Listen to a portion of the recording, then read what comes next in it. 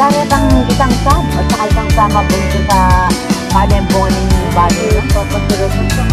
Uya kasi Alden na eh. Nakakaya ka. Pero niya makalong yung salita. Ano yan? Ba't ba sa'yo yung ganyan? Kaya,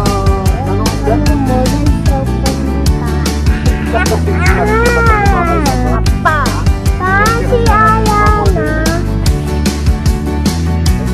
Di nabasa yung cellphone. Hindi mo Nabasa! ganyan na sasasakyan.